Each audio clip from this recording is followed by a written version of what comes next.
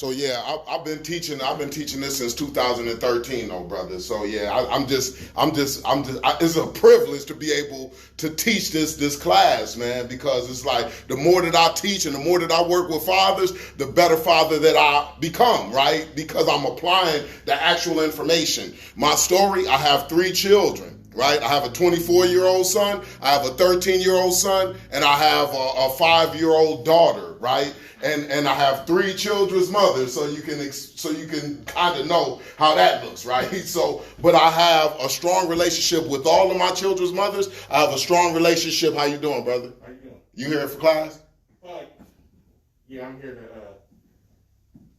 kind of spectate. Oh, okay, brother. I ain't mean to interrupt you. No doubt. Go ahead, brother. So I have 3 children's mothers. I have a strong relationship with the mother of my children. I also have a strong relationship with my children, right? Because remember, a positive relationship is everything. I got a shared parenting plan with all of my children's mothers and with all of my children. So I tell my children I got paperwork on all you jokers, because that's what it's about. I don't want to be separated from my responsibilities for nothing, right? So then that's why I went on ahead and got that stuff done. How many people know that if you had a child outside of wedlock, you don't have no rights to your children as a father? Yeah. You have to establish your rights. Right. So if in Ohio, and this is in the state of Ohio. So remember, information influences thinking, and thinking controls behavior, brothers. So then this is what it's about, right? So Ohio Revised Code, and y'all can Google it, look it up too as well. 3109.042. It says if you had a child outside of wedlock, as the mother is the sole residential and legal custodian of that child until a court of competent jurisdiction deems otherwise. That means that father has no rights, right? So what do we got to do to establish the rights? The first thing that we got to do, brothers, is we got to go ahead and get what? A paternity test, right? We got to establish our DNA, right? We got to establish paternity. How do you think we can establish paternity? What ways do you think we can establish paternity? Probably blood test, I'm thinking. Blood test first by going to the court. Right. Yep. Absolutely right. So that's the common way. It's blood test. What about that paperwork that you sign when you are at the hospital? Birth certificate. The birth certificate, not the birth certificate, but it's called the paternity affidavit. And this is how you establish your paternity, is through the paternity affidavit. If you sign the paternity affidavit when that child is born, now you have established paternity. Not the birth certificate, but it's the paternity affidavit. It's along with the paperwork that comes with the birth certificate when the child is born. But a lot of times they're gonna ask for your ID. No matter of fact, they will ask for your ID when you are signing that paternity affidavit. Why? Because once you establish paternity, now that locks you in as father. And once you are locked in as the father, now you have the right to go to the courts, right? But if you don't go to the courts, you don't have access to your children automatically. What you do have a right to do as soon as you establish paternity is what? Pay child support. Pay child support. Absolutely right. And a lot of times, because I also work down at the child support office too as well. So I'm down, they contract me to work with fathers right when they are establishing their paternity. Right? Because fathers come in there and they don't know what the heck is going on. So we are there to give them the resources so then they can establish their paternity, but also establish their rights inside of the courts, right? Because a lot of times fathers are saying, man, I'm paying my child support and I can't even access my child because the mom is using the child as a pawn. The mom is trying to use the child to gain the power, right? She knows that I am trying to parent my child and she is, keeping the child in between, me and my responsibilities, right? So she's using that. So a lot of times fathers are saying, man, I'm paying child support, I can't access my child. And I tell them, I like, man, child support and parenting time are 2 separate entities, right? So just because you're behind on your child support doesn't mean that your parenting time is stripped. You can still have parenting time even if you are behind on your child support, right? Or you can be paying your child support, and that still does not give you the right to be able to access your child. What do we have to do? We have to go to the courts and file a shared parenting plan. That's what I call a shared parenting plan or a parenting time order. All right? Like, this stuff is important, fellas, because a lot of times I hear people say, man, you know what, it's good between me and the mother of my child. Anytime that you got two people that are, together, what can happen? A conflict can happen, right? And if conflict happens, we want to make sure that everybody is getting treated fairly and everybody is focused on what? The mission, which is what? To make sure that that child grows and evolves to be the best individual that they need to be. That's what it's about. And the best time to get it done is when we both are in a good place. And put it on paper. This is when I'm gonna pick up my child. You don't have to stick to the shared parenting plan, but it's good to have it there just in case something happens. So what I always tell fathers, man, don't get, man, fooled by it being good. Good and right are two different things, brothers. Right? Just because it's good don't mean that it's right. Don't get tricked by the good. Right? How you doing, brother? Good. Right. Don't get tricked by the good, right? We want to make sure that it's right.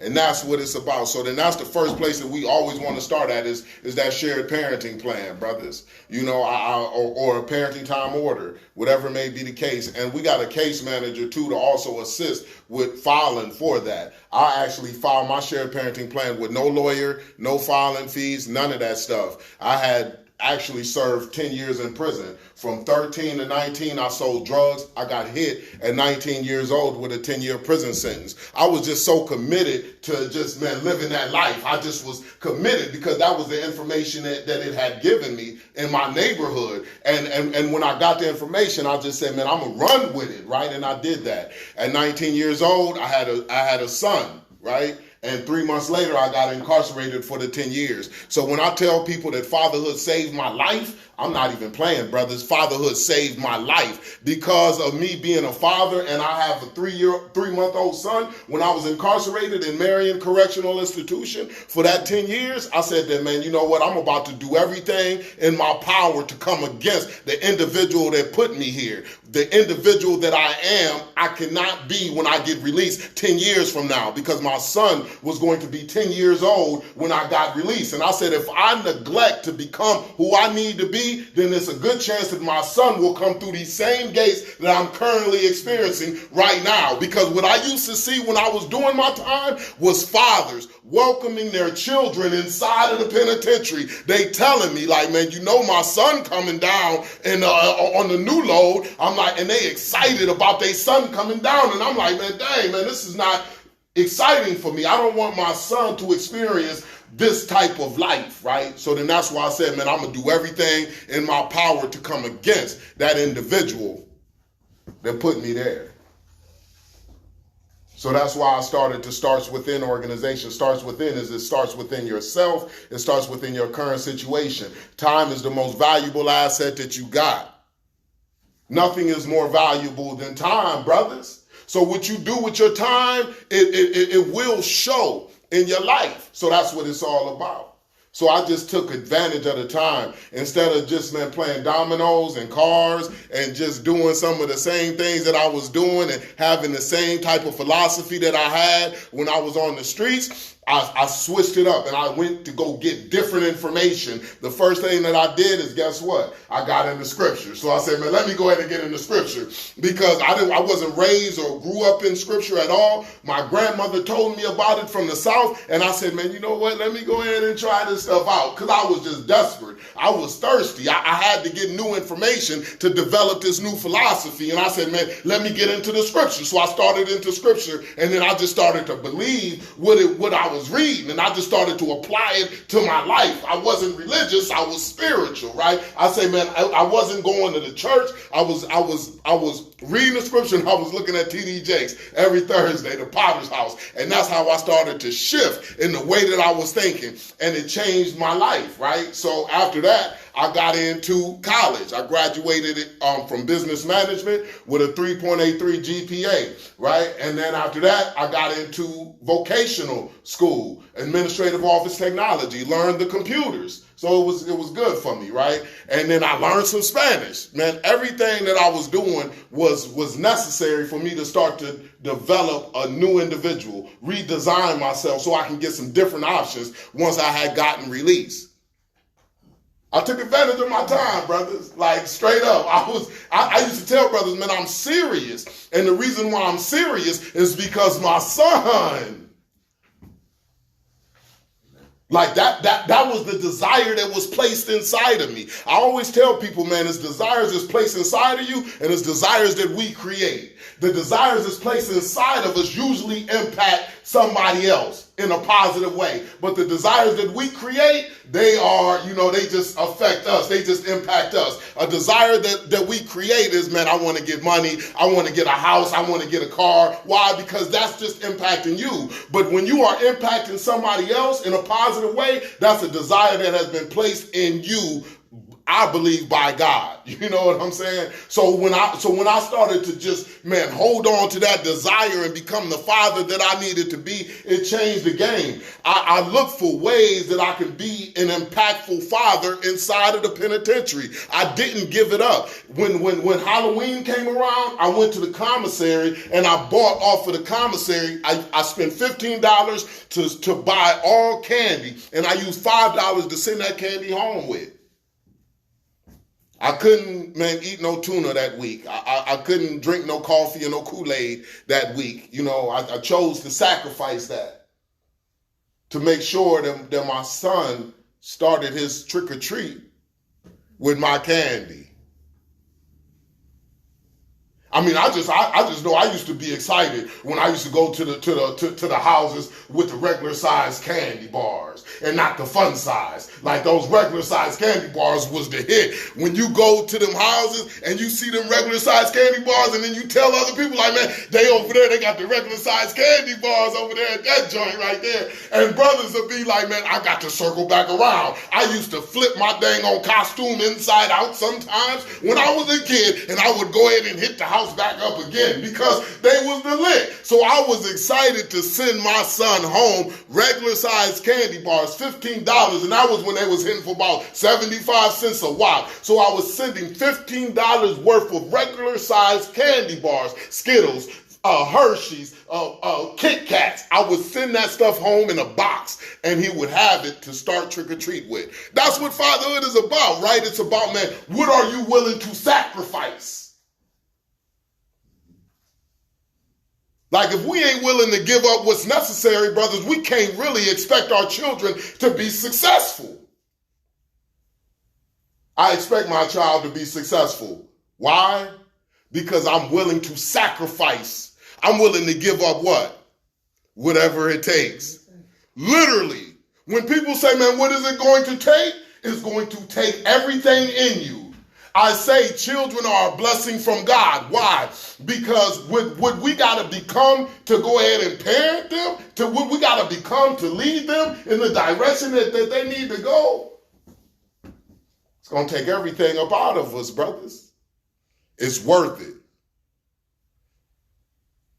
Not only do we got something to give them, but they got something to give us.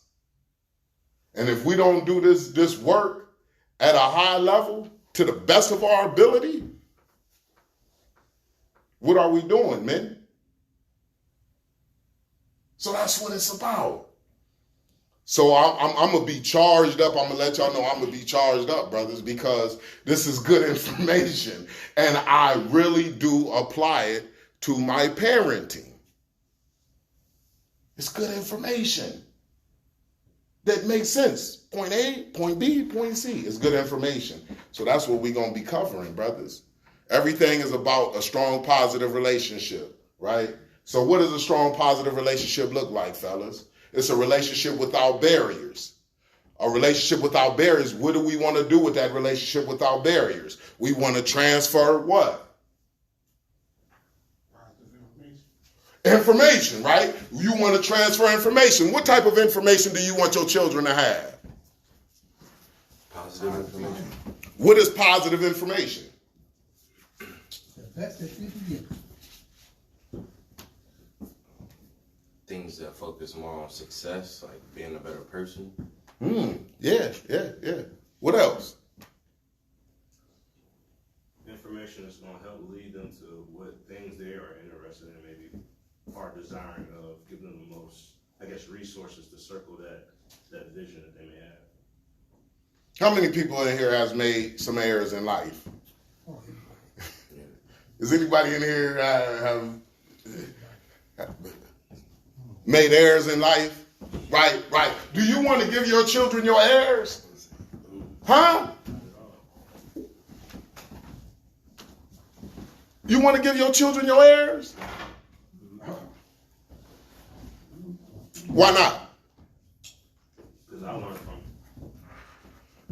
So, the reason why we want that strong positive relationship is so we can explain our errors to our children, right? Because we don't want our children to make the same errors that we have already made. Why? Because we already know them to be heirs. So now our responsibility as fathers is to do what? Make sure that they understand, don't go down that way because that's not going to get you there, right?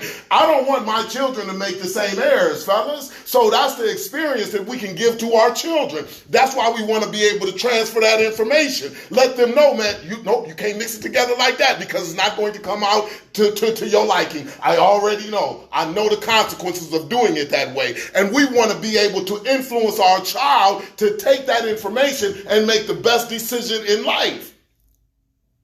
I don't want my son to be selling dope because I already know that ain't going to get you there. Right? So that's what we want to make sure that we do. We get our children our successes and our heirs. I just turned 43 years old in March. I turned 43 years old in March. And I said that, man, you know what? Hey, man, people like, man, dang, you getting old, Los. I said, no, I'm not. I'm getting seasoned, brother. Don't try to put that tag on me. Brother, I'm getting seasoned. I said, man, I'm going to take all of my 42 years and I'm going to pour it into year 43. How can it not be phenomenal? I'm going to take all of my failures. I'm going to take all of my successes and I'm going to pour it into year 43, into that 1 year. Man, my 43rd year is going to be phenomenal. I got a wealth of experience, and I'm going to use that experience to make my life the best that it can possibly be. I use my experience, and I'm going to pour that experience into my children so that they can operate off of my experiences, knowing where I failed at, knowing where I succeeded at, so then they can what? Avoid my failures and duplicate my successes. I want my children to experience new errors. I want my children to experience new failures. I have failed as a father if my children duplicate my same errors because I didn't transfer the information. They didn't get the information. Brothers, this is why you see the projects, generations of people in the projects, generations of people going to the joint, generations of people in poverty. This is why you see that stuff, because the information is not transferring. So people are doing the same exact thing that their great-grandfather did, that their grandfather did, that their father did, and you just see that stuff just continuing to repeat itself because the relationships are not strong enough for the information to transfer. It is our responsibility as fathers to continue to strengthen the relationship between us and our children so we can accomplish the main objective, which is to get them the information so they can have the mind to do life at a high level. It takes our mind, brothers. So our responsibility as fathers is to do what? Develop that mind, right? Like that's the only thing that put people in a successful place or in an unsuccessful place is their mind, is the state of the mind. If I say that I can, then guess what? I will. If I say that I can't, then guess what? I won't even try. I won't even look for a way to get it done. But if I say that I can get it done, guess what? The chances of me getting it done have increased tremendously because my mind is telling me that I can. People said that, Carlos, man, ain't no way you're going to be able to get released back into society and transition back into society and be successful. Brother, do you see your background, brother? Like, brother, ain't nobody about to accept you. Brother, I got attempted murder, possession of drugs, drug trafficking, possession of firearms. Brother's like, man, ain't no way. Man, do you know how people are going to look at you, brother? You look like a monster. I said, man, I'm going to get it done because my son matters. I've been home for 14 years, brothers. I've written 3 books, man. I put that stuff in all of the prisons, man.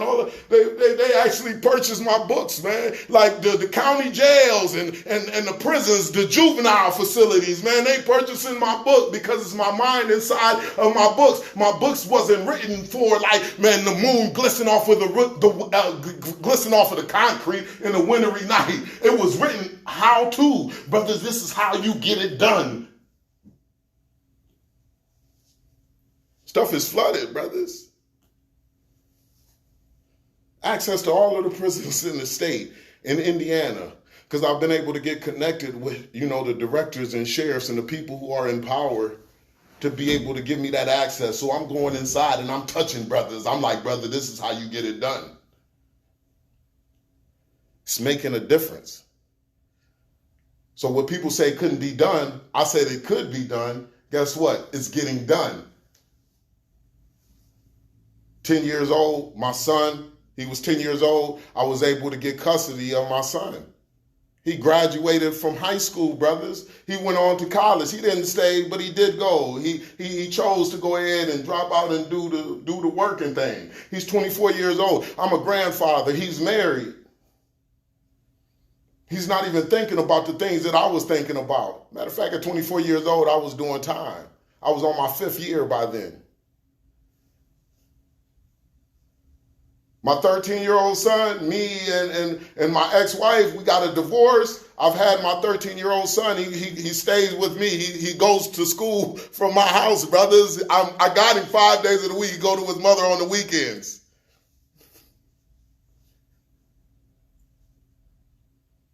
I'm able to guide my child. It's crazy. It's a beautiful thing.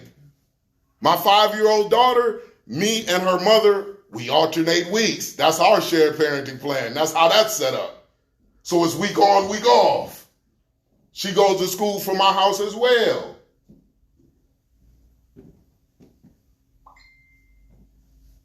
Is it cool? No doubt, brother. Come on. Yes, cool, brother. How you doing, man? Good stuff, man. It's a beautiful thing, brothers, but I'm telling you, man, it's no joke. I put in the work. I put in the work. But everything that I'm focused on with my children is what? A positive relationship. Because I want to have the influence. The only way that you're going to get influence is through a positive relationship. And what am I trying to get accomplished? I want to make sure that they have the right information so they can develop a mind that's going to put them in an advantageous place. I want them to be at a high level when they become adults. That's the reason why I'm doing what I do. That's why I say, man, I'm going to go ahead and pick my daughter up from school, get her on the bus and things like that. I'm doing dang on laundry. Brothers, I'm cooking, I'm Googling recipes. I'm frying chicken. I'm doing all of that stuff right now, brothers, because I'm in the house. It got to get done. I got to do chores. I'm cleaning the house before, because if you don't clean the house, you got them dang on gnats and stuff that be getting on the dang on stuff. The plates is dirty and stuff. So I got to make sure I do all of that, brothers. That's what I do. I'm taking my son to football practice. I'm going to the games. Brothers, do you know how that stuff is when you go into the games and your son ain't getting no playing time? That stuff ain't no joke. I'm like, the last game I was in a place, man, because it was the last game. It was 5 minutes left. I say, man, this stuff is over with, man. I'm about to go ahead and pull this brother up off this thing on field, man. This is over with. I'd have been paying my $5. He's paid to play too. I'm like, and this brother ain't getting no time. This brother, and I'm not being biased, man. The brother got some skills. I'm like, man, this brother, he's a good running back, man. Like, give the brother some time, man. I go over there to the sideline. I say, man, I had to walk across the field. I'm telling you, I was there, brothers. I ain't even gonna lie, man. I was like, man, this stuff over with, man. I ain't playing no more, man. Like, I pulled him to the side. I was just gonna say, come on. But I asked him, I said, son, and you want to just get on up out of here, man, it's fine. I'm like, go ahead and drop that helmet, drop that jersey, man. Go ahead, man. Like, I was caught up. I ain't gonna lie, brothers. I was caught up in my feelings, man. I'm like, man.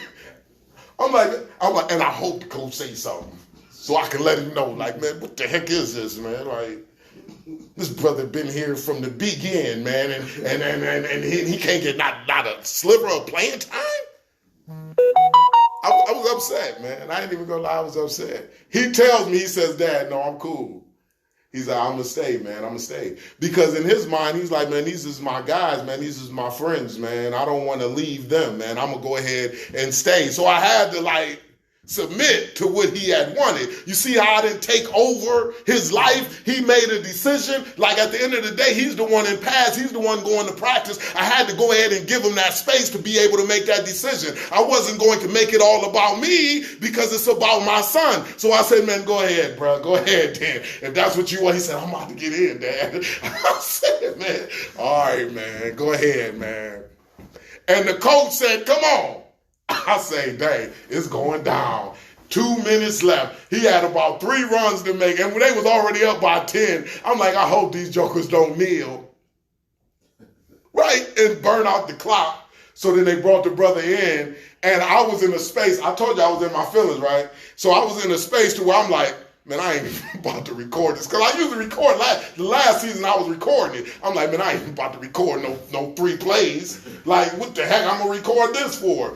And I made the decision to record it. I say, man, let me get out my feelings. I recorded that joint. He had 3 runs, right? The first run, he got stuffed. The next 2 runs, man, that brother made some moves. And I'm on the sideline like, that's what he do. That's what I'm talking about, man. Next season, he going to be here. It's going down, right? Man, the brother made a move. He made a cut. And then he went back in. He gave him about like 12 yards. I'm like, man, yeah, right.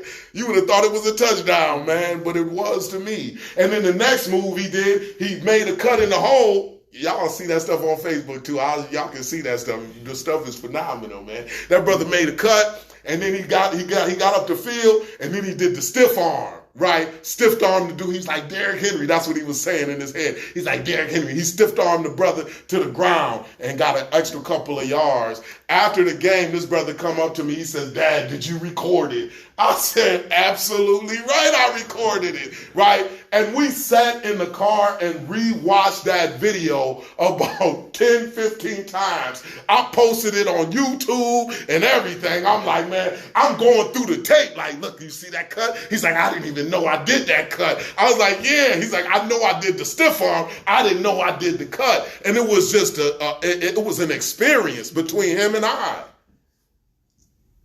Because Deuce's mom stopped coming. She was like, man, I ain't about to be coming to the game and this brother ain't playing.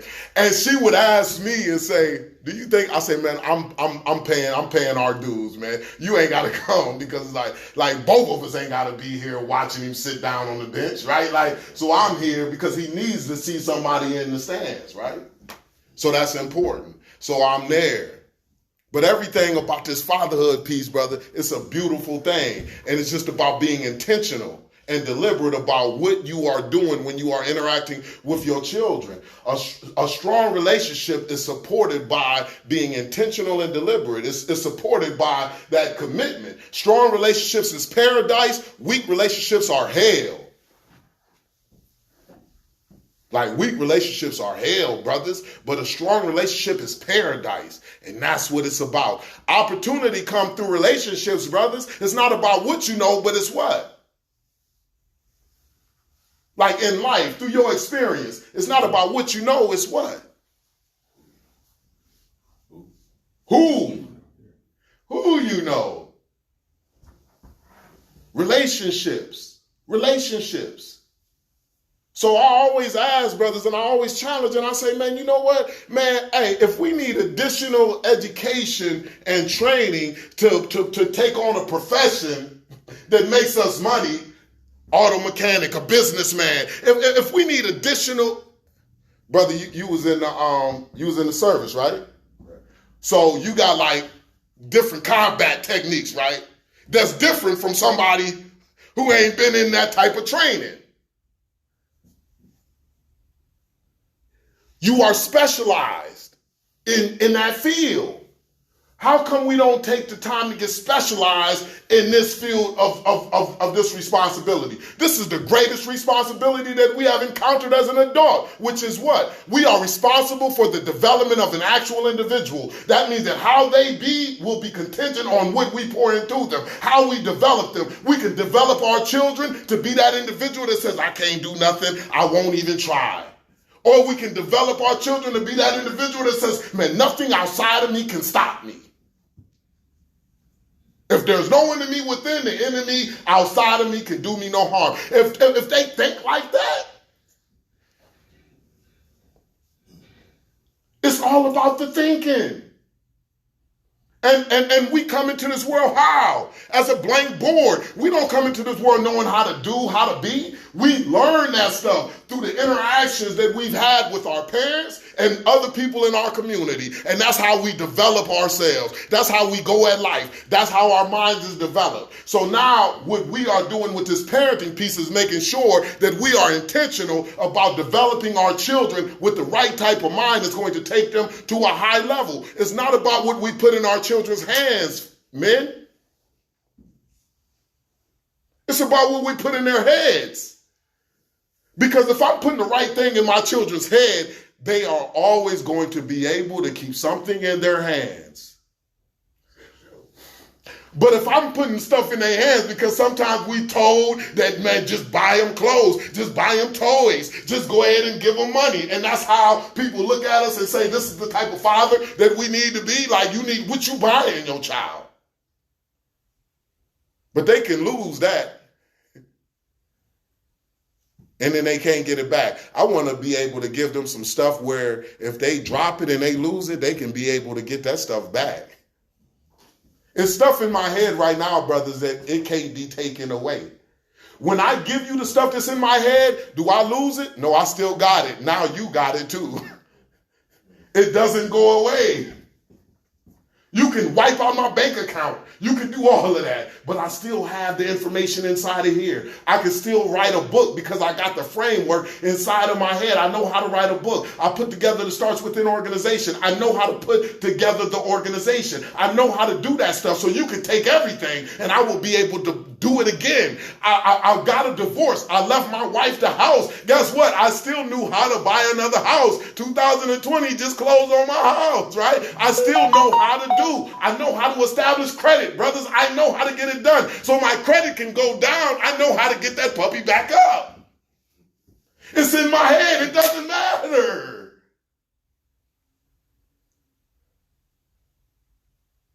That gives them the level of power that we want them to have. That's why we focus on making sure that they have the right things inside of their heads. That's the responsibility of a father. That's what we in it for, right? Like, because they matter. I don't want them to become adults and be like, they got their tool belt on and they like, man, dad ain't give me no tools in my tool belt.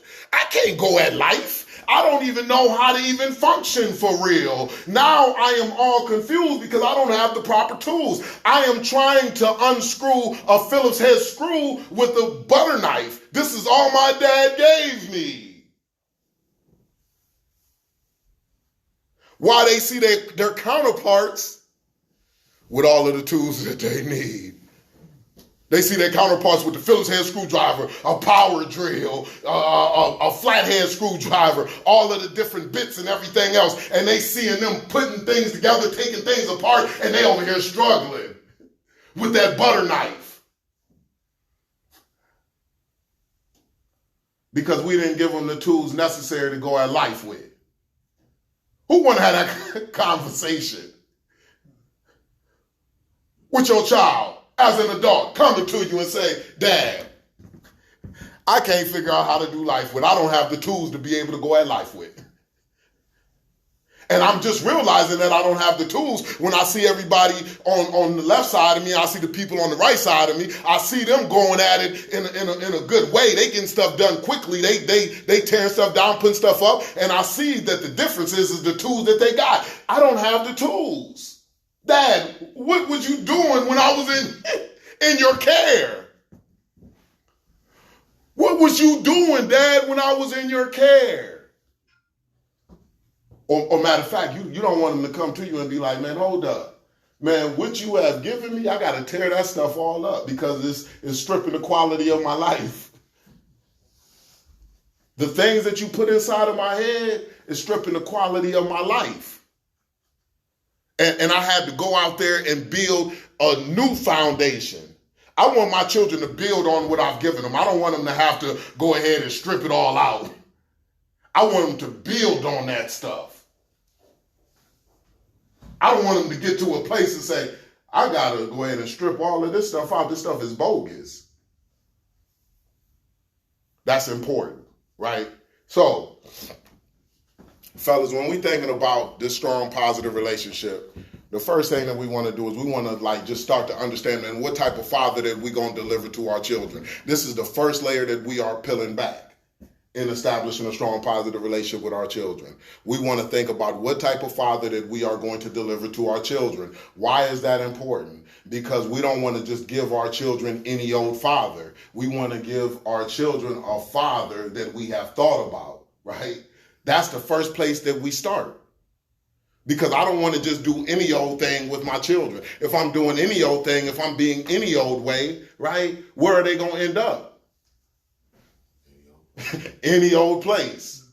So I want to be intentional and deliberate about what I am doing with my children. So I want to know, I want to think about, man, what type of father am I giving to my children? And a lot of times brothers be like, man, I didn't even think about that. It's like, no doubt. We start thinking about it now. So from here on forth, we are going to be intentional about what we are doing. And why is that important? Because so often, what are we on? We are on autopilot. We're not even thinking about what we're doing. We're just doing, right? That's how errors happen. That's how errors happen. When you just go and do and you're not intentional. So we want to be intentional. And that's where it starts at. And that shows our children that they matter that much, that we are thinking about how we are with them, how we are interacting with them, what type of father that we are giving them, because that will come back and it will read as, man, hey, I matter. I must matter because dad isn't being any old way with me. He's being a specific way that he's thought about, right? So how do you think that you come up with how do you think you come up with understanding what type of father you want to deliver to your children? Where do you think you get that information from?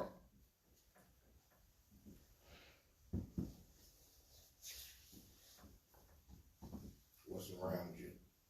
What's around you, right? That's how you process the information. So you might see somebody else doing something a certain way, right? And you say, I'm going to go ahead and do it that way too. Nothing new under the sun, right? Absolutely. What else, fellas? Avoiding those errors. Good. You take it from your own father, or you you think about how my father would be towards me if you didn't have a father. Okay. So experiences, brothers. So then the first thing that we want to do to determine what type of father that we want to deliver to our children, we want to go ahead and reflect on our experiences that we had with our parents. Or whoever was bringing us up. It doesn't have to be a father. It could be your mother, whatever. Like whatever those experiences was when you was a child, look at those experiences. And the first place that we want to start at is what? We want to look at the positive experiences first. So we want to look at the positive experiences that we had when we were growing up that left a positive feeling on the inside of us, right?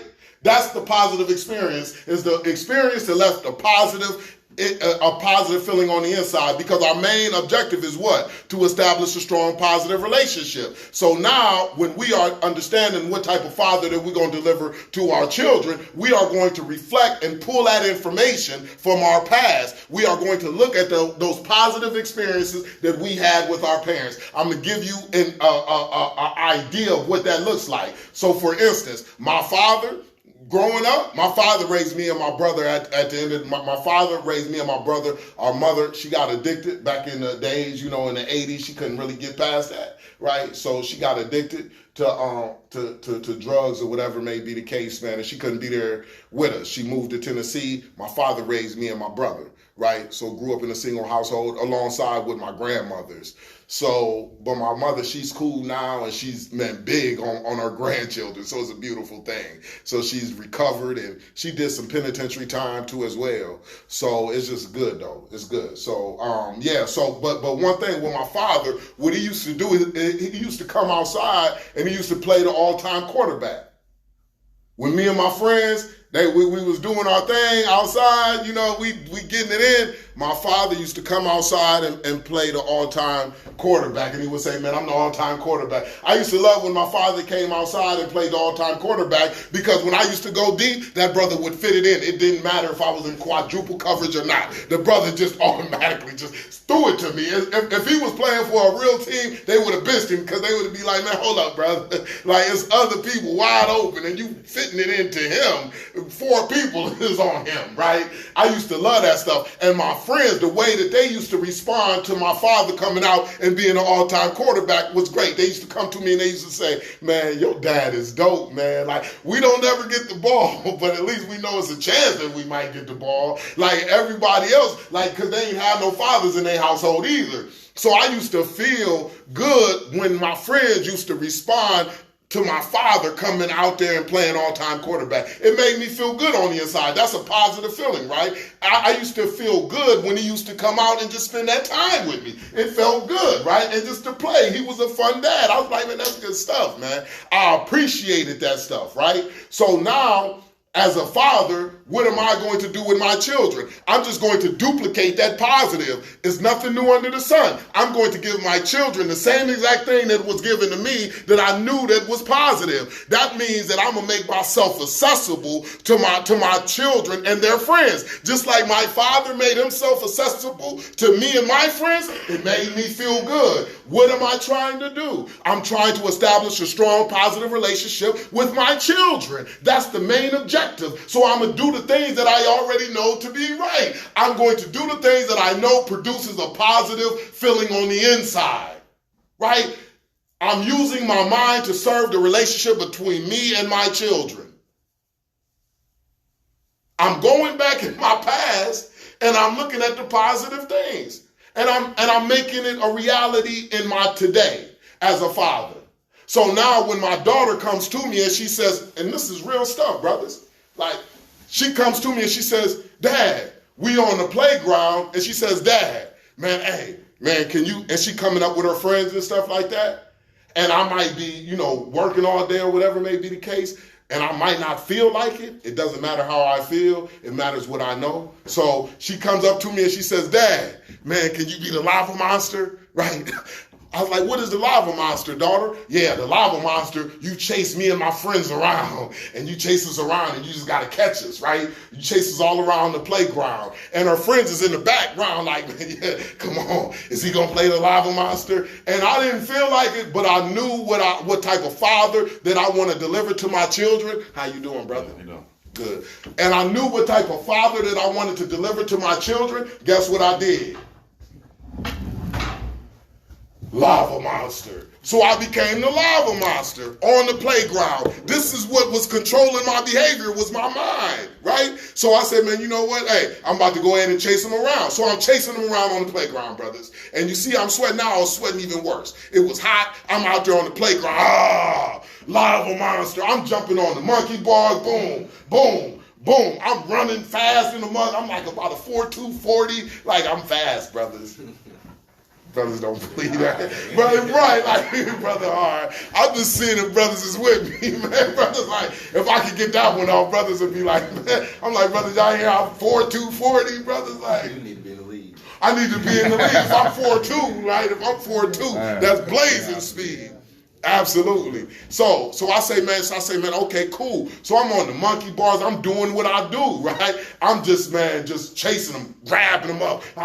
Lava monster, putting them back down. And they just excited. And my daughter, the way that she responded to that, because her friends was like, man, again, your dad cool in a mug, man. He is the lava monster. Guess what my friends did with me when I was a child? How did they say to me? They said, man, your dad cool in a mug. He's the all-time time quarterback. Only thing that I'm doing with my daughter is I'm giving her the same thing that was given to me. I know it was right for me, so because I know that it was right for me, surely it's going to be right for my daughter, for my children. Like when my father made himself accessible to me and my friends, it felt good. So guess how my daughter feels now? She feels good. When I come into the dang on daycare and pick her up, guess what? All of her friends inside of the daycare, they be like super dad, because that's what I call myself. I'll be like super dad. I'll be doing that stuff. I'll be playing that stuff out, right? And as soon as I come in, it can be nap time or whatever, or they about to go ahead and eat. They stop what they doing and they be like, hey, super dad, and I give them their time. I can see the way that she looks at the way that her friends is looking at me, and I can see what it's doing on the inside of her. Mm-hmm. That's my dad. That's my dad. This stuff is a science. And she doesn't understand what the heck I'm doing. She just knows that this stuff is all good. And remember, the way that we get influence is through a positive relationship. Brothers, at the end of the Browns game, what do you think that she's doing? She's with her mom on the weekends. What do you think that she does? She calls my phone, and I'm with my friends, my guys. We watching the game. She's calling my phone like at 5 years old, brothers. Here we go, Brownies. Here we go. Woo, woo, here we go, Brownies. She's on the phone. I got her on speaker. My dudes is like, man, that's dope, man. Like, she literally waited until the clock expired 0 and we locked in the win for her to call your phone to celebrate the victory. All of my children are Browns fans, brothers. Why do you think that is? It's not because of what they was putting out on the field. My 13-year-old, he didn't get a chance to see Bernie Kosar and all of that. He didn't get a chance to see playoff runs and stuff like that, right? They Browns fans because of the influence, brothers. I influenced them to be in the dog pound. So if I can influence my children to be Browns fans when we went through 0-16 seasons, surely I can influence them to be successful adults. Surely I can get them to take the information that's going to produce the type of mind that's going to put them on a whole nother level. Surely I can get that done.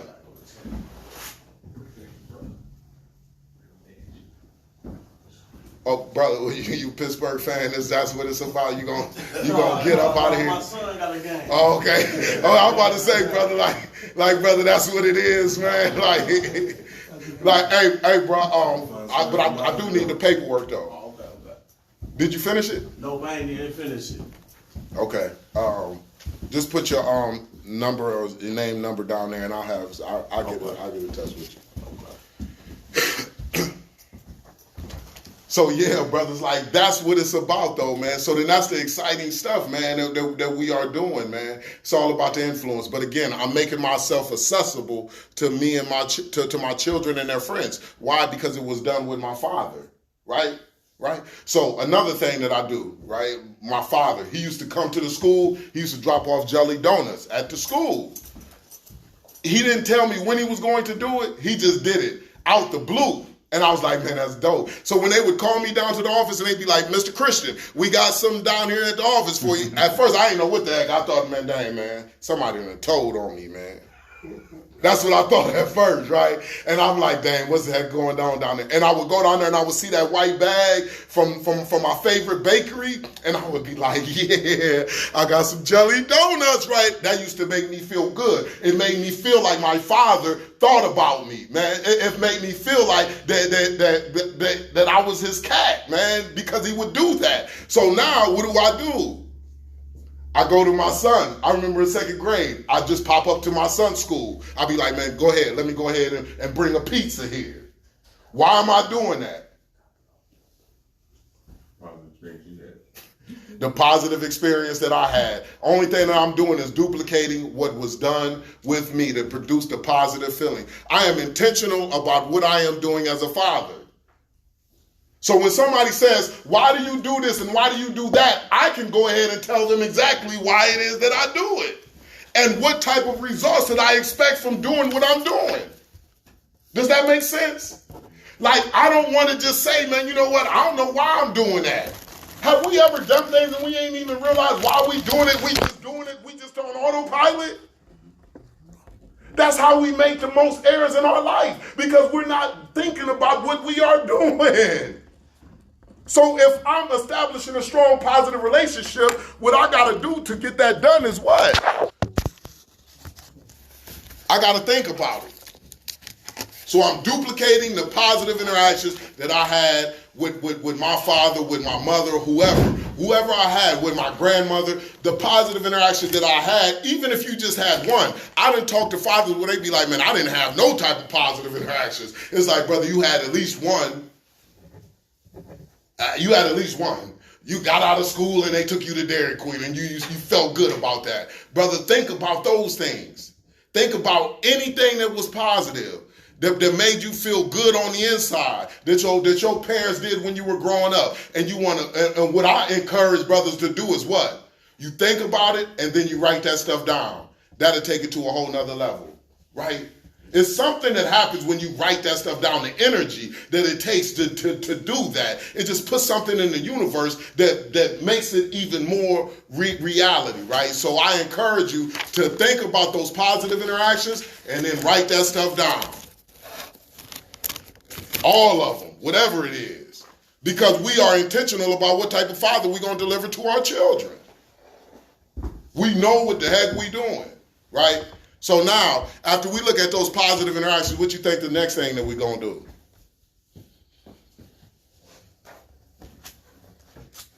If I'm going to duplicate the positive, what's the next step? Get rid of the negative. So now I must identify and resist the negative, right? So we want to look at those negative interactions that you had when you was a child that produced the negative feelings. And now what you want to do is make sure that those negative interactions don't enter into you and your child's relationship. Brothers, people wonder, I say, man, dang, man, like, you didn't like it when your parents would just scream at you at the top of their lungs. You didn't like that stuff. You didn't like it when your parents would just cuss you out. You felt like you was attacked. You felt this small. You didn't like that stuff. You didn't like it when they would just dominate the relationship between you and them. You didn't like that stuff. You didn't like it when they didn't give you an option. They didn't give you no choice. You didn't like that stuff. You didn't like that stuff when you would look out there into the audience or into the stands and nobody was there. Or that father that you wanted to be there or that mother that you wanted to be there wasn't there. You didn't like it. So if you didn't like it, this is what I ask, brothers. Why would you give that same thing to your children? Mm-hmm. Because you already know it to be poison. Why would you give them something that you already know to be poison? If it made you sick when you were younger, what is it going to do to your children? The reason why we do it, brothers, is because, again, we're not thinking about it. And we're just responding off of how we feel. This stuff is ingrained in us. But we got to be intentional. We got to identify the negative and we got to resist it. So if I used to hear my mother on the phone when she was locked up, and I didn't know she was locked up, my mother was on the phone and she would tell me, like, you know, I'm going to send this here and I'm going to send that here for Christmas and stuff like that. And then I would be looking out the door for that stuff to come, and it never did come. How that made me feel? It's like you ain't even have to tell me you was going to do that. So now what type of father am I going to be now? I'm going to make sure I remember how that stuff made me feel. I'm going to make sure that my children don't get that same type of treatment. So now what do? I make sure that I mean what I say, brothers, and that's no lie. If I say it, I mean it. If I say I'm going to do it, I do it. I don't play around about my word, and my children know that. They can ask me and I'll be like, man, I got to think about it, because I literally got to think about it, because I'm not going to commit to something that I don't know if I'm going to be able to do or not. Because I remember how it felt. So I don't want my children to feel that same exact way.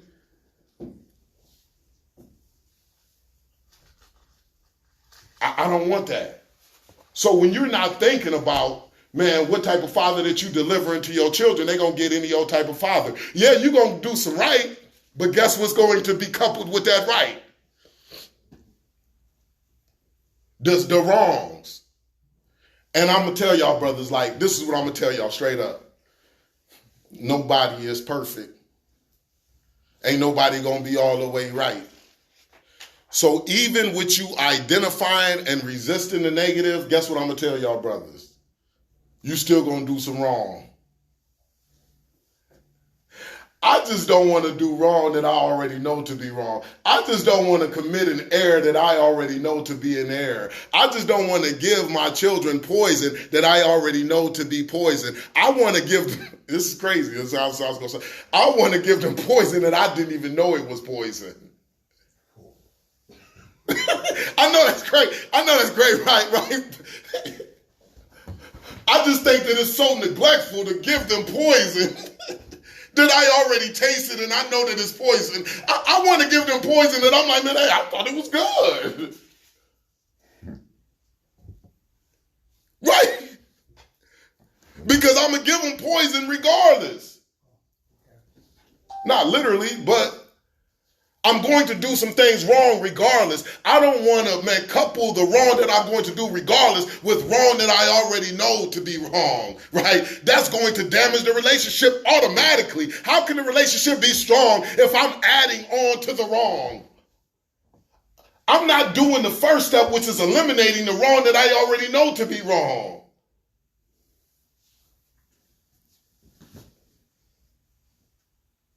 That takes our minds, brothers. So that's why we want to identify the negative and resist from doing it.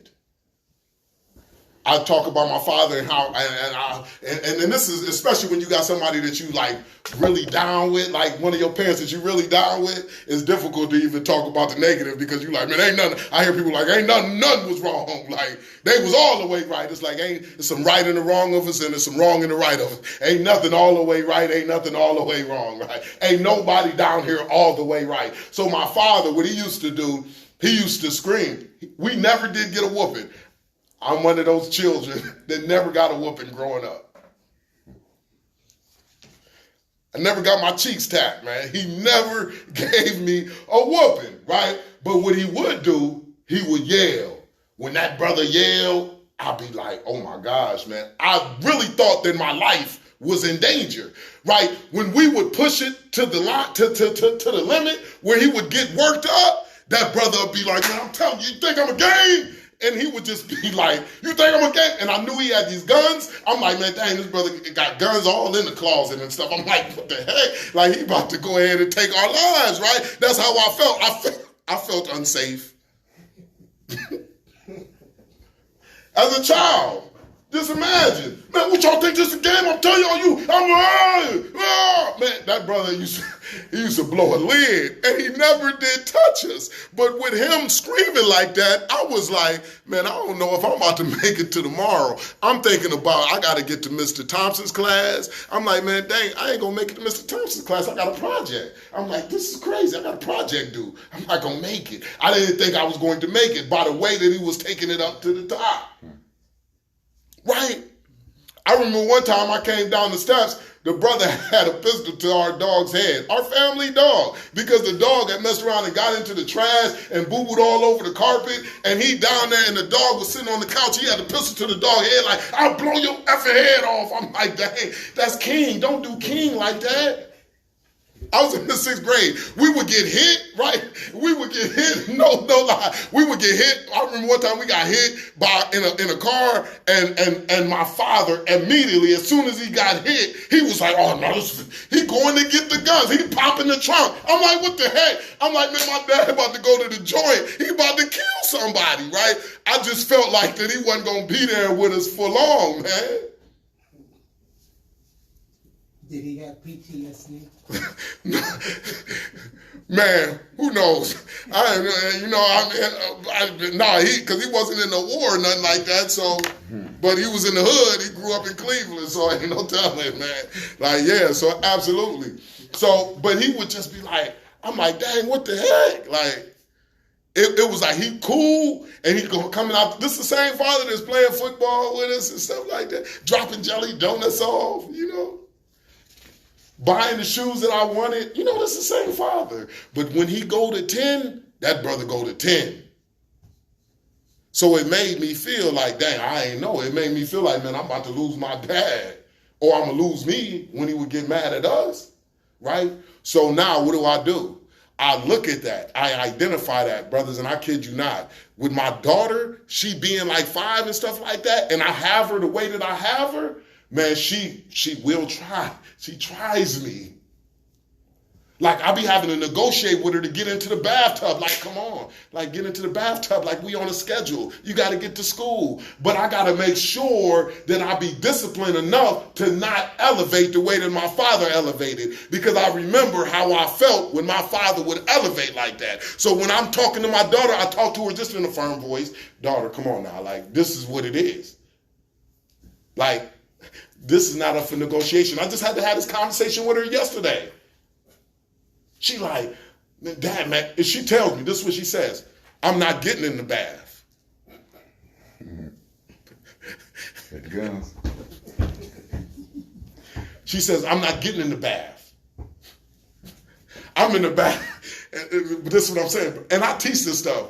But I'm telling y'all, brothers, like, I went to a place. I'm in the bathtub because I'm running the water. I'm like, what you mean you ain't getting in the bath? Like, this is not even a question. I give you options. I'm talking to myself now. I'm in the bathroom talking to myself. I said, man, I'm not asking no questions. I'm your father. I'm the parent. Like, this is something that has to be done. I didn't say, do you want to get in the bath or do you not want to get in the bath? Like, you got to get in the bathtub. Like, it's time to get ready for school. You know, and I'm going through it, right? And I'm getting a little bit elevated, but I had to check myself. And I said, man, okay, I got my point across. And I said, man, come on, get in the bathtub, man. And she comes to it, and I said, man, nah, this is the second time. Third time, it's going to be a problem. And she's coming in there, and she's coming in there stomping like. And she's crying, and she's in the bathtub. I wash her up and everything, right? And I say, look, that ain't take that long. And look how we changed, and look how I changed, because I didn't stay there. Right? I didn't stay elevated. I was just trying to get her in the bathtub. I didn't stay elevated though, because I knew that if I stayed elevated, it would create a certain type of environment. What I did was just this, as soon as I got her out the tub, and guess what? I'm drying her off and stuff like that, and I have my fingers in her back like that, and I'm just like tickling her like that. And she was crying, and then her cry started to turn to what? A laugh. It was a beautiful thing, man. And then after that, I was like, let's brush our teeth. Boom. We got our teeth brushed and everything. It was a beautiful thing. But I'm telling y'all, brothers, I was being intentional about what I was doing. I used my mind to serve the relationship between me and my child. You got 10 more years. That stuff ain't no joke. And I'm just I'm telling you, man, like, It ain't funny.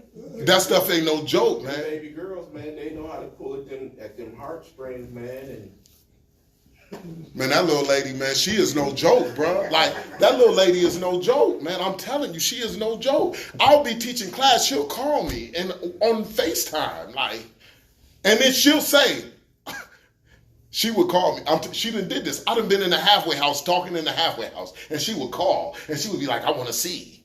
Let me see the fathers. Put them on the screen. Literally. This is how she is, man. But it's a beautiful thing, man. You know, but I got her like all the time, so it's just good, man. It's just good for me. But that's what we want to do, brothers. What do we want to do? The first thing that we doing is what? We duplicating the positive, right? We reflect on our past. We see the positive interaction that we had with our parents, and we duplicate that. We give our children that same positive interactions. Then what do, fellas?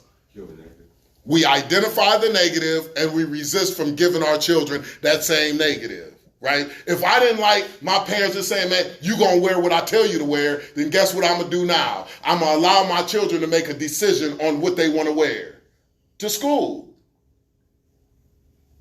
That stuff ain't no joke. I'm gonna let you go ahead and wear, you know, whatever color you wanna wear. My daughter, she'll be like, man, I want to wear the dang on purple Oshkosh Bagashes or whatever, you know, with a lime green suit. It's like, man, that don't match. But guess what? If that's what so people look at me and be like, man, how the heck you got your children? What is wrong with you? You got your children out here looking crazy? But I'm like, No, I don't. She got her out here looking crazy. That's what she wanted to wear.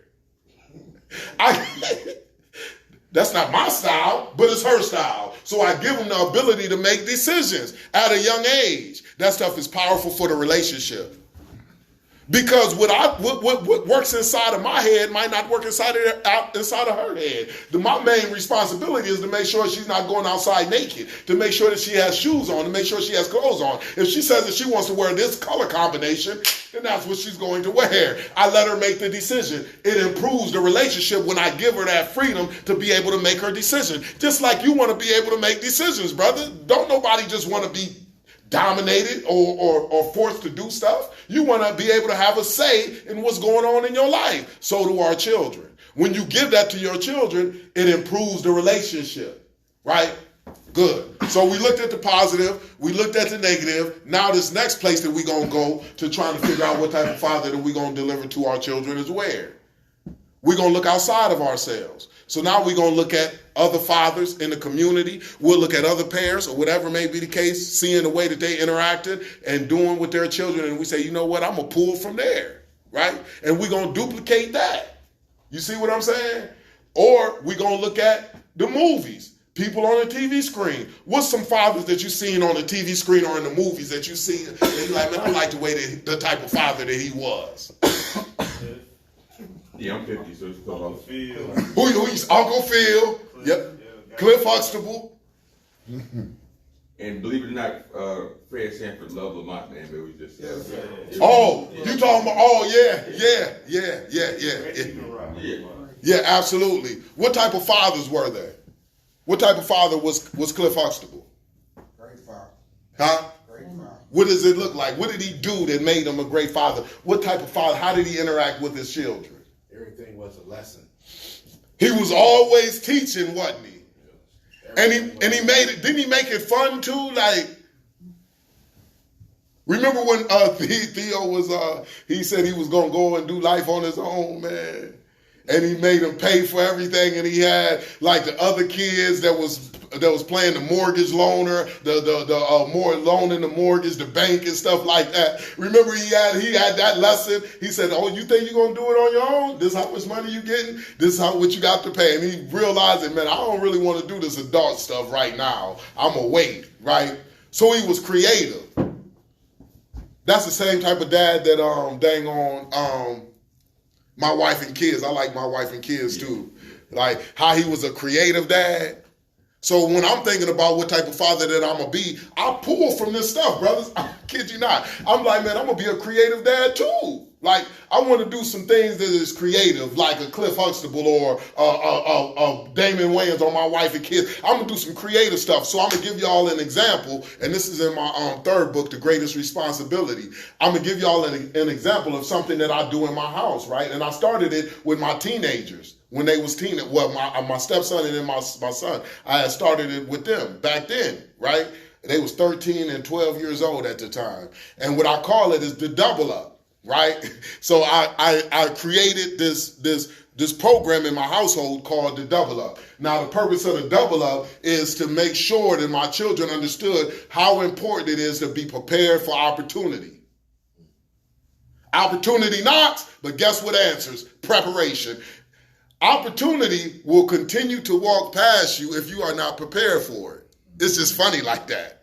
Like, opportunity only benefits those who are prepared for it. So I want my children to be adults who are prepared for opportunities, right? So this is what the double up is designed to do. It's also designed to make sure that they save, right? Because I want them to be adults who save. Because a lot of times as adults, what happens is that, man, we buy everything that we want throughout the month, and then at the end of the month, we pay for what we need. That's just backwards, right? So I don't want my children to be adults, but that's a way of thinking, right? I want my children to make sure that they manage their money correctly. So then this is what I encourage with my children. And this is all tied into the double up, the program that I've implemented inside of my household. So now what it is that I give them allowance. Every 2 weeks I was giving them allowance, right? $20, $25 or whatever may be the case. I give them allowance. And then I would come up to them at any time. I would tell them like, man, I'm gonna come up to you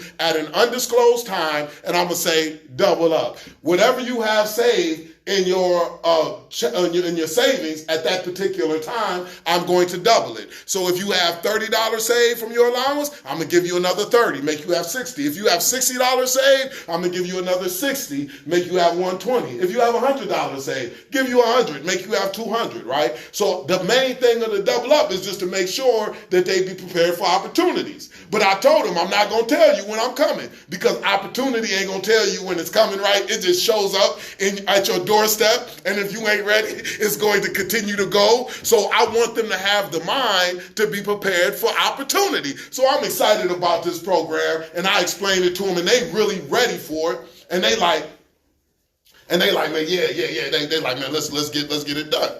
Okay, brother. Okay.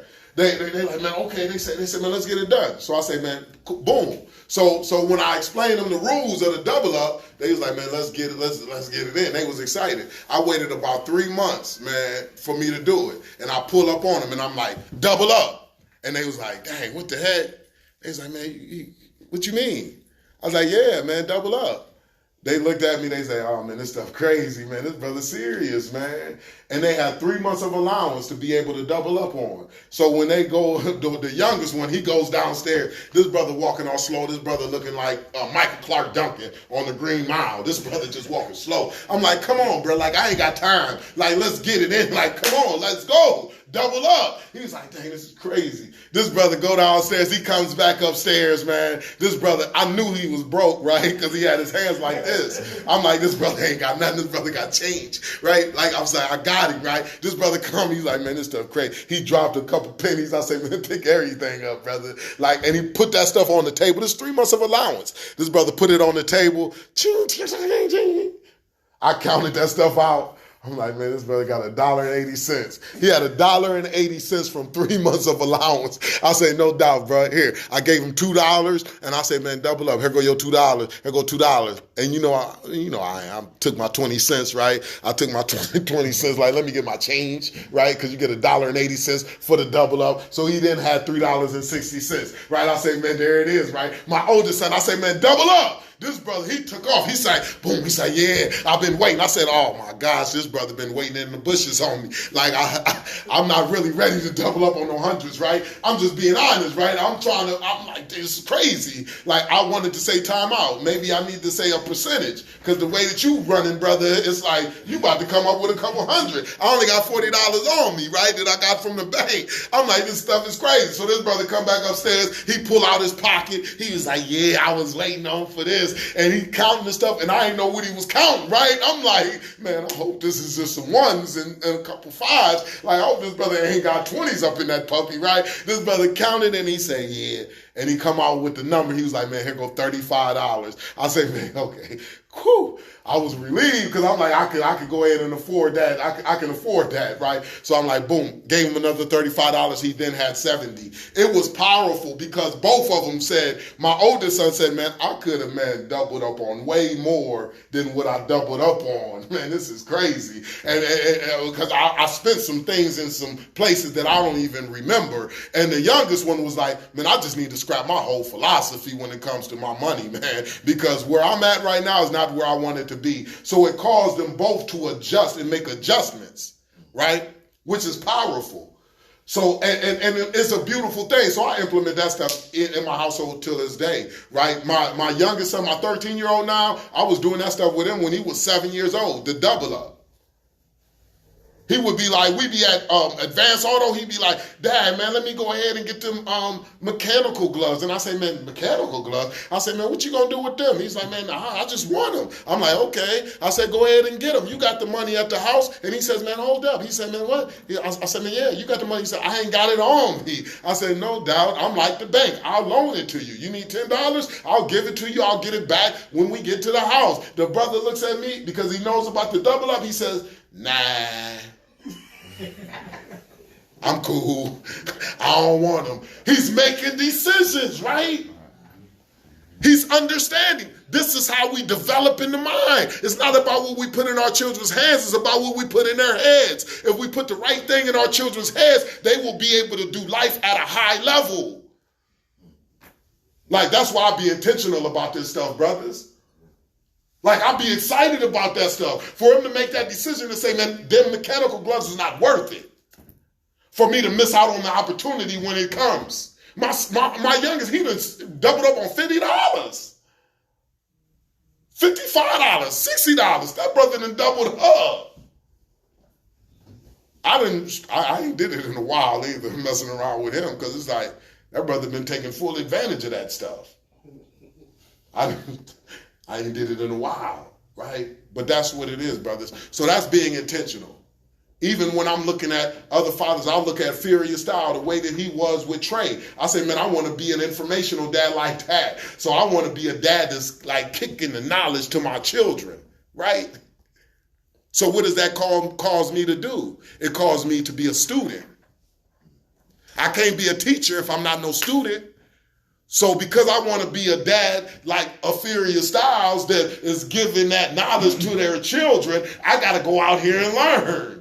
I can't teach if I don't learn. So when I'm in conversations, brothers, I'll be in conversations with the sole purpose to get from the conversation something new, because I want to go ahead and give that to my children, because I understand what type of father that I want to give to my children. I can't be no informational dad if I'm not getting no information. I'm just talking then. I want to be a real live informational dad. So that causes me to get on YouTube, watch different videos. That causes me to read books. Reading books ain't fun, but I do that stuff to do what? To gain knowledge, because I want to be able to give the knowledge. That's why I put myself in student mode, because I know that I want to be a teacher to my children. But that's what this first piece is about. This is the first layer that we are peeling back to establishing a strong, positive relationship, and it starts with us.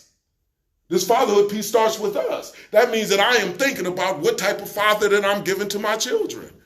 If I'm looking at the positive and duplicating the positive, if I'm identifying the negative, resisting the negative, making sure that the negative don't enter into my parenting, and then I'm looking outside of myself, I'm looking at other fathers, seeing things that I like, and I'm implementing it into my parenting. I seen one parent, they said that they do movie night. They said they do movie night every week, once a week, and the children love it. Guess what I do? I've been doing it for about a year now. Movie night. We do it every Thursday.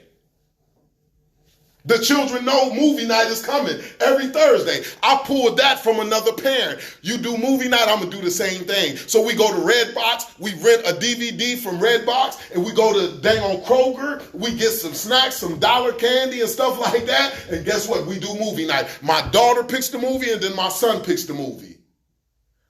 And then they alternate. Every Thursday, guess what they do? Movie night. Except for this last Thursday, we switched it to Wednesday.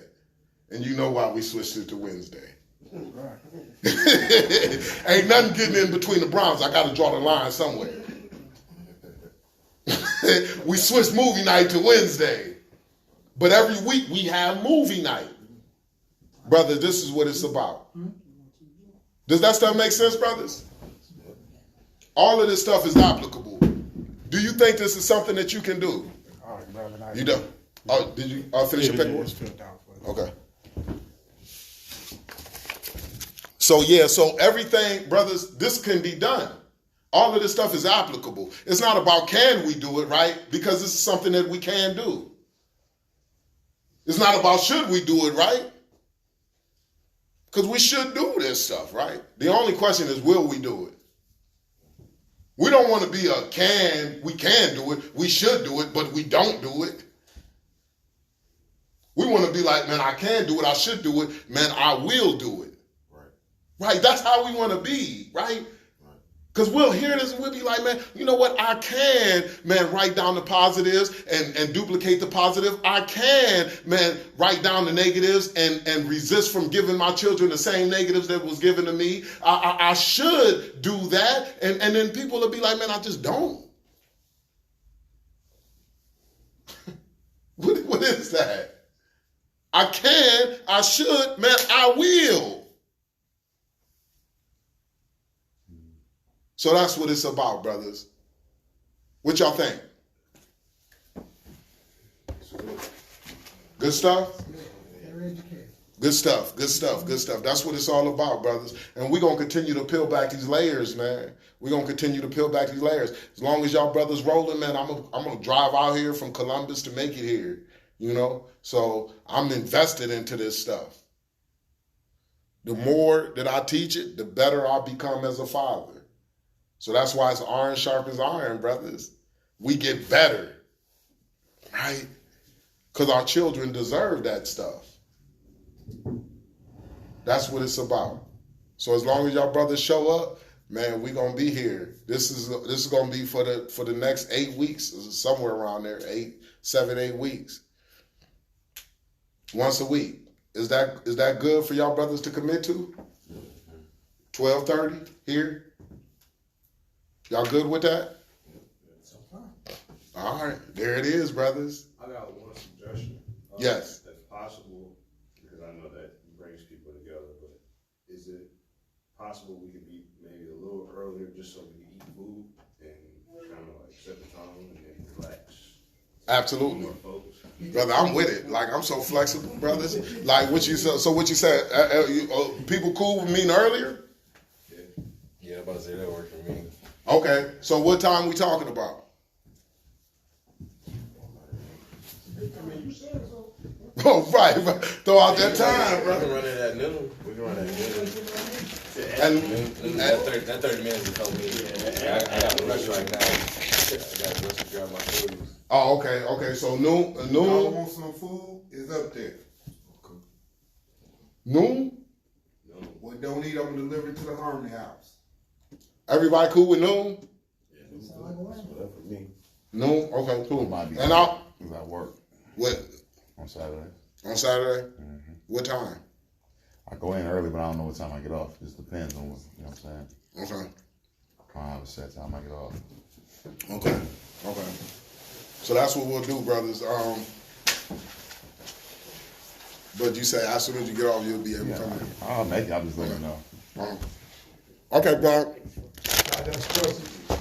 Yeah. Y'all ask questions? Yeah. Oh, absolutely. I heard you say a piece about you see the hollering piece. Oh, hold on, brother. Hey, brother. I also need y'all to do the paperwork too, brother. All right. I did that.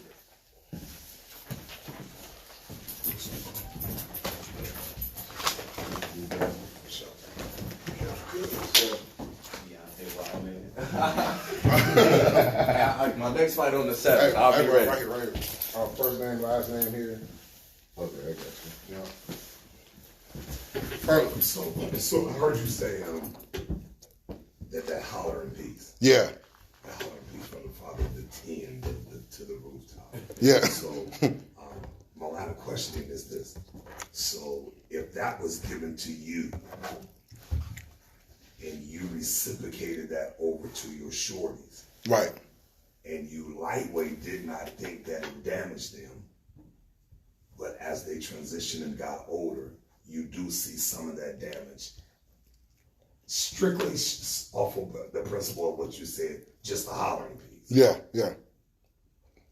How do you rehab that? How do you adjust that? Because they're adults. They're transitioning into their adulthood. Right. At 121, 125. How do you? Is that a fixable thing? Is it not a fixable thing? Is it repairable, or is it a consequential thing? Right. It's just going to be the consequence. What's up? So the thing about this, brother, is that you can be doing wrong all of this time, but guess what? This is the beauty about being a human being. We have the ability to be able to change directions, right? So we don't have to continue to do things the same way. So now what we must do is start doing it in the right way and then continue to build on that. And that's what can change the whole dynamic of that relationship, and it can help your children the best. Oh, you likely peaked that. You peaked that. Yeah, absolutely. You did peak the perspective of, doing it the right way, but you really didn't realize the consequences of the monkey see, monkey do. You got hollered at. Yeah, So you absolutely. reciprocated that hollering on, And then, you know, they went away to college, or they did a thing. And these are the conversations that are kind of subliminally coming up now and say, hey, you know what, I really didn't care for all that hollering. Right, absolutely. You were a great father, but you holler sometimes. Yeah, absolutely. So from my perspective, I do have the ability to write it from right here. My question was, how do you repair that damage that it possibly caused to little homie? Yeah, no doubt. And right now, right, like you done did it all of this way, how do you repair it? You repair it by continuing to do it the right way, right? Like to continue to build on a relationship from here on out, like with the new information. Because at the end of the day, man, like that's what you did with the information that you had, right? And you wasn't realizing what you was doing. But now, only thing that all you can do, brothers, is all you can do. And what I've realized is all you can do is enough. But you just got to make sure that you literally are doing all that you can do. Right? From henceforth, all you can do is all you can do. So now you just got to make sure that you are not doing the same thing that you've done before. If you said that, man, you know what, man, hey, I said I was going to make it and I didn't make it and my word fell through the cracks, right? Now, only thing that you can do is start to make sure that you make it and your word sticks now, right? From here on forward. You can't erase that, but what you can do is do different from this day forward. Right? That's the best thing that we can do. And that's all you can do, right? Because you can't change that. Only thing that you can do is do it from here on forward. Can I piggyback off that? My son is 31, and what I do now is the things that I see that I didn't like, I'm trying to prepare him for being a father. So our relationship has always been dope, but I'm also trying to find out the things I didn't do right and make sure he does them right, because he's going to be a dad one day. Yeah, no doubt. You know what I'm saying? So there's certain cycles that got to be broken and things like that. So even if it doesn't work for his son, it's going to work for his son and his son. You know? Absolutely. And that's what I say too, man. Anything that we good at is always good to become better at, right? So we'll be good at this stuff. We'll be good at our parent. Our relationship will be good. Why not make it better? Right? And one thing that I've realized, we can always get better and our relationship can always be better, right?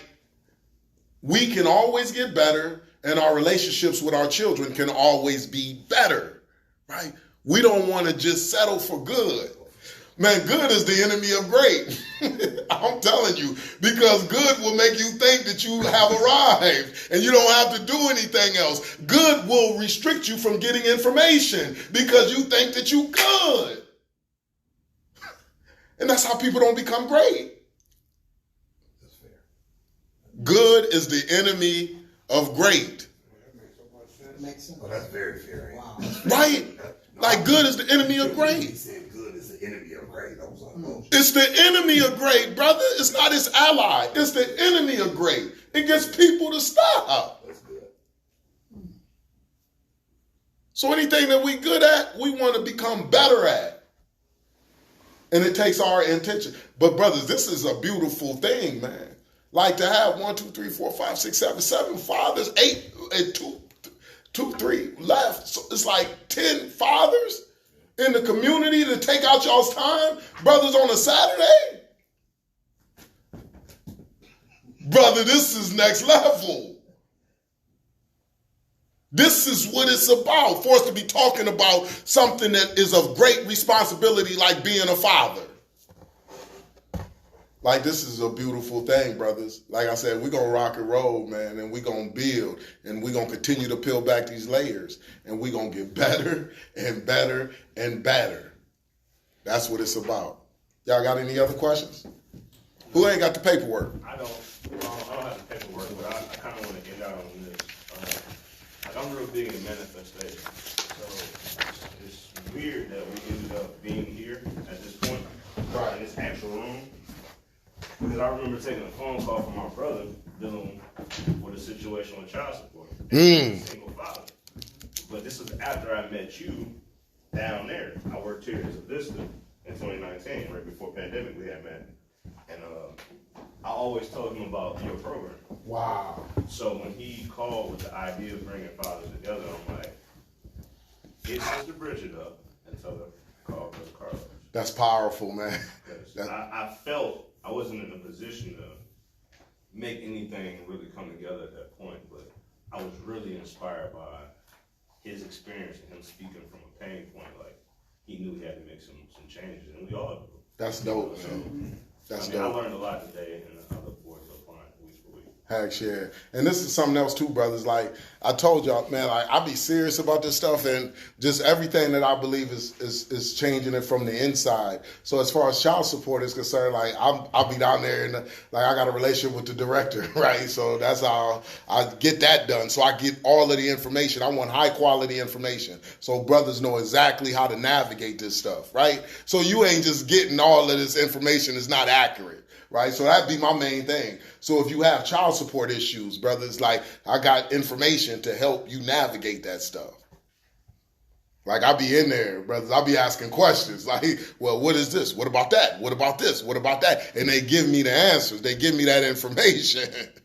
So, okay, I got a question then. There you go. And if I don't know, I'm going to go get it, brother. Go ahead, tell me, Say shoot. that I'm not on child support, but my child support is still running.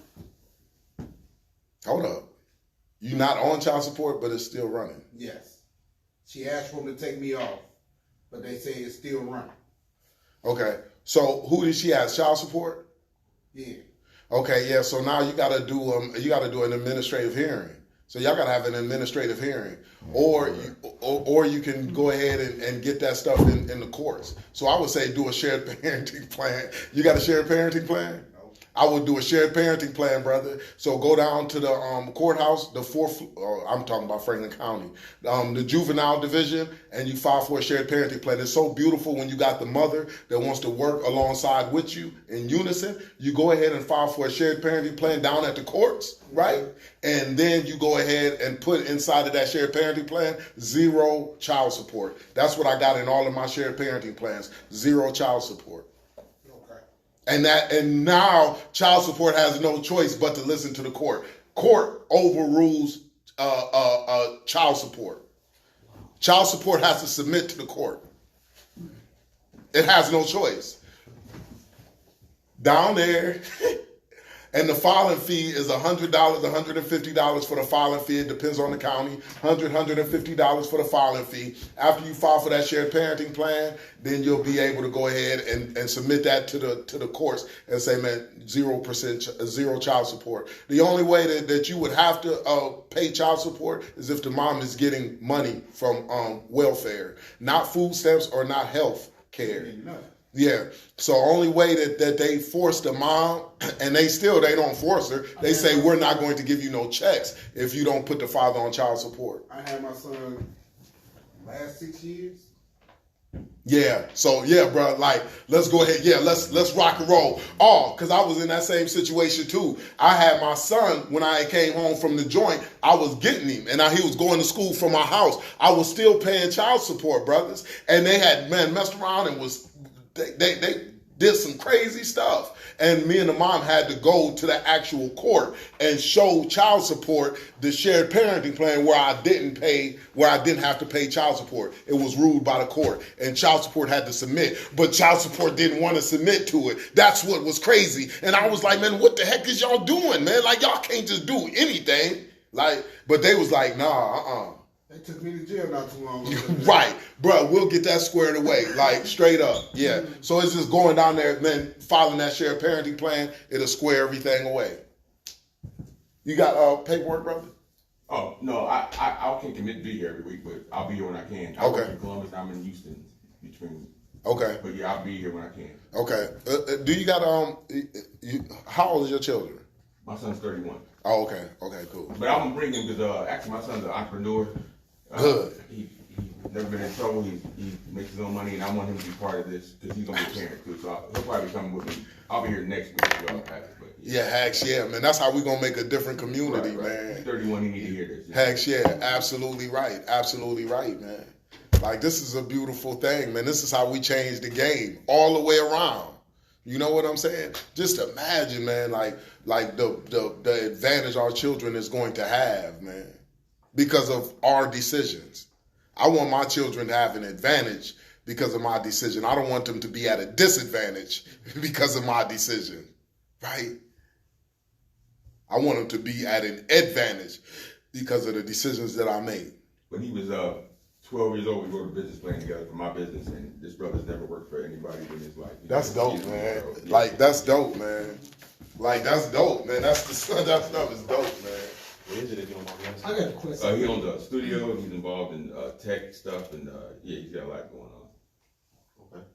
Young icon, man. He live in Columbus? Yeah, he went to college, and my whole deal is you just finish college and do whatever you want, and Built a studio and stuff? He yeah, rap he's and got a stuff? studio in Columbus. Graves? Yeah, yep. James. You know what I'm saying? Yeah. Okay. Oh,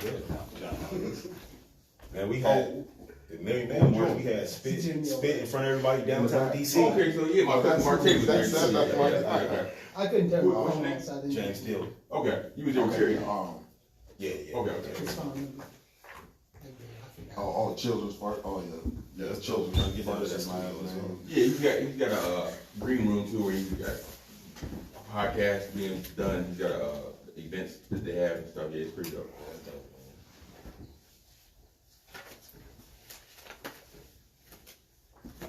So Carlos, can I turn this into I'll be back next time. Can I borrow that I don't? Oh, you want the next time? I'm gonna pass on for the Alright, to the church. you want the next time? But I'll probably be here next What time. time? Oh, no, definitely. Great. All right, man. Whatever time you make it. Nice. All right, man. I'm there, man. I mean, Darren, No, I'll be here 12. Darren, I just remember seeing you in Kroger when I wasn't feeling right. I said, Oh yeah, no, I prayed for you when I got in the car because that looked like. whole house was down. I had to get groceries. Look, my girlfriend live in Texas. I was down there I wanted to see her for 2 days and there for 3 months. I didn't have to go twice. So yeah, I'm a Absolutely. All right, let's go. Okay, cool. Hey, appreciate you, my man. No, just no. Nice meeting you, my man. Okay, you too, my man. You too. Just the last 4 if you got it, but if you don't have it, that's fine. Yeah, he's trying to say get out of the church. Okay. Yeah, no, I had this done Ernest. tonight. He was here. Oh man. Okay. Rolling on to the big irons. Some good stuff. Okay. So I'm allowed to bring some of the followers to my church. Yeah, heck yeah, man. Heck yeah, man. Let's fill this puppy up, man. So did you guys conclude 12? James. 12, right? Yes, sir. Right here. Just fill out the top in the name and age of your children right there. He said the last four. I thought the last 4 days.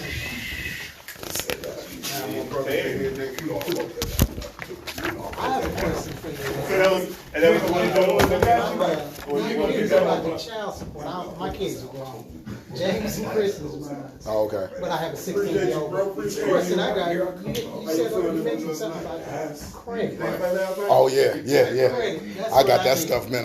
Brother, we can get it in, Okay, man. that's We what can I get it need. in. We can get it Because in, man. I'm tired of doing what I'm doing. Yeah, we can get it in, man. We can get it in. Okay. We can get it in, brother. 'Cause I'm so serious about that credit. That's what I want. That changes the game. Yeah. It changes the game, See, I'm a brother. disabled veteran, can't even get that. Well, I'm gonna say this, the VA loan, I need to use it, can't use it. Right, right. You with me? Yeah, absolutely. I'm tired, now, I see all that, but Yeah, this your name up here at the top, street address. Like your 16. I thought I was applying for something, I'm saying. No,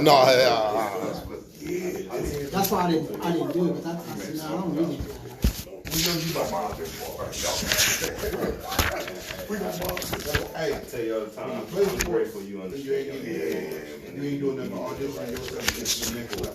You can't worry about what you're talking. I'm gonna go ahead and get this numbers, Huh? and we still gonna be cool. Yeah, yep. And Step then we kids. win, and we lose. I don't want to lose. On 21 too, right? No. No, just under Only 18. 10 if everybody would be working. What? No, right? Yeah, just because. Yeah.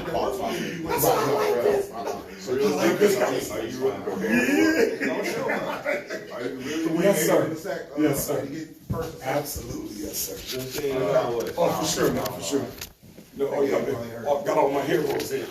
Oh, what's up, baby?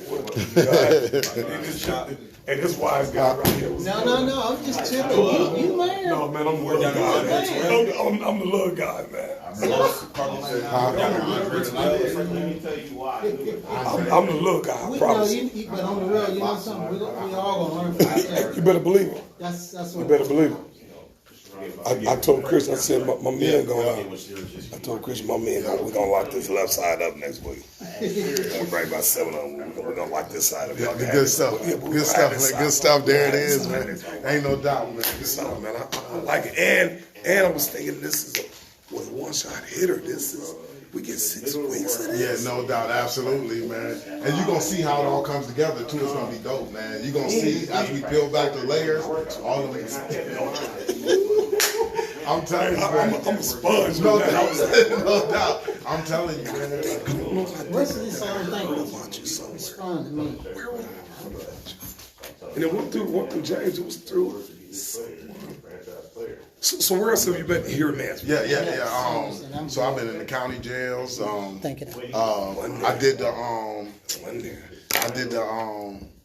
for like Juneteenth. I spoke at that event. Maybe. With Keisha Allen that got me out, brought me out to do Juneteenth one year. Yeah, Yeah. I'm beginning to know that's what it was. Yeah. That's what it was, man. Okay, now I'm with you. That's what it was. Heck yeah, man. Next week, so I share some spot at 12:30, so I'll be here. Me and Michael Cox tell my crew here. Okay. And then when I share my shop about 12:30. Okay. Next Saturday. That'll work, man. For sure, I got one of these H2Os and I'm Good to see you there, man. Oh, no, man, I told you, man. I love this shit. I love this.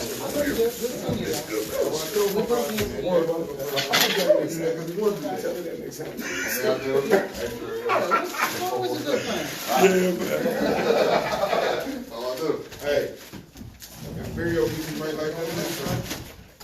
Nah, he got you, man. Good kid, overall, he's a good kid. You got you. Well, I was trying to figure out, man, who I don't think I'm too bad. Man, I am cold. You know, I got to dress a little bit warmer. I see you was sweating up here. Right, heck yeah. But I mean, it's a good thing. Heck yeah. I don't know the drink problems. I see those are. He said, "Boy." He ain't gonna play no games So with what, me. you got to fill something? And then. No, that's okay. We going out. That's Texas. You see my photo? Hey, the crazy part about it though, all the grown men and their fathers, not what they were doing watching him work out. See you guys in the grip, man. I got to get out. All right, man. All right, man. Let's say that. Let's go. I'm gonna jump through this Where you place. think you was going? Well, I'm gonna jump through this place up on Ashland Road. Look at my change that I won't pick up. Then I'm gonna do laundry. Never stop, man. You never stop. Go to the inside. He's still the same, man. He gonna love you. That's what he's talking about. I mean, I'm just Never say. doing me. Doing me, man. I'm just What's trying going on, to bro? get How you feeling, man? Always been the same. While I can, Chris, I'm gonna see you later on. How you doing today? And while you All work right, out, young man, how you doing? Man, I'll be like you, I'm gonna be good. Just like you know you. they say, boy, You good to go? Huh? that ain't where you need to be at. I'm good to go. Oh, you going to the water then? I didn't know you could get out here. I want to be on the phone. You be Is you on. going out? Is you going out right now? This is Oh, yeah, what's that? Christian Lee was, this is the one, brother? Yeah, my brother, yeah. Do you see these brothers, Johnny? Taking my film. Yeah. Yeah, I know all of them. Okay, cool. So yeah, so good stuff, man. Years. Okay, so these are the ones that you got. If you can you get them to complete this paperwork? So yeah, him. I ain't complete mine. Can I take it with me? How you been, man? Been doing good, man. What's up? If you can, complete it like this. Already retired? I need to, man. I wish.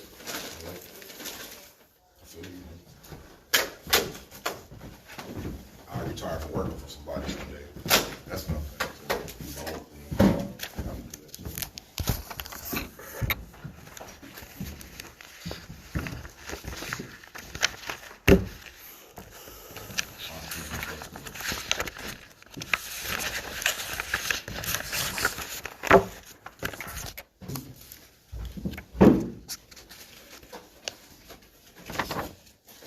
I walk in there, man, I'm like, man, look, you just talking about some of the other people, man, we don't need to be here. I mean, we need to be here, but somebody else needs to be loved.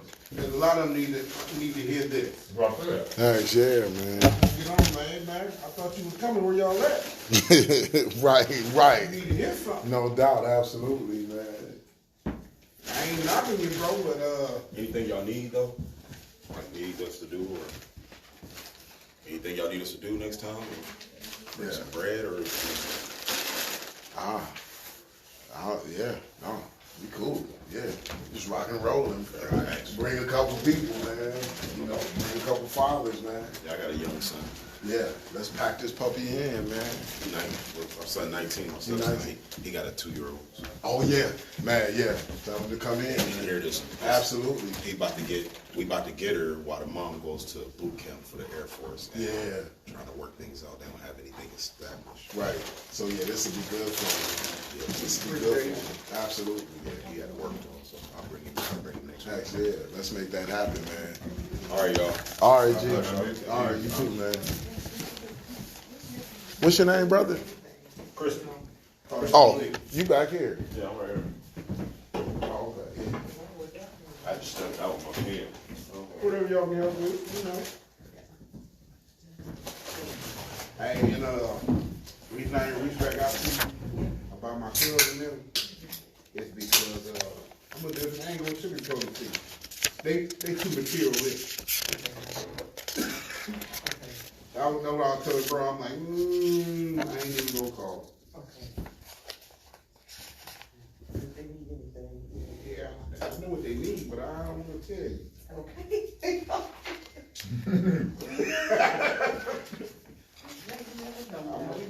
We just gonna keep praying for them. Okay. This, no, but this the one thing we got the stuff for, just the other. No, it's the one I didn't. You get it? Okay, I see it. Okay, now I see what you. Yeah. Okay. Cause I had said something to them and they said something to me and I said something back and we got one. So you had to say that for her. Look at your eyes. It's a magnet. We got a little straightening right there. Nothing wrong with a little bit of straightening. Bro, you need any help with anything? Are you gonna give those to Angel, baby? You want me to give those to her? Yeah, please, yeah. Oh, yeah, I can do that. Yeah, Okay. she'll be back in town on Sunday. Okay.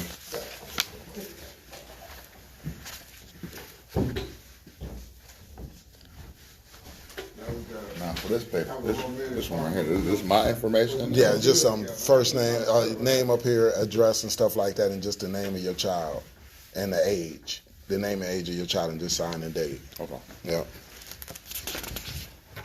Boy, they look vengeance on that one.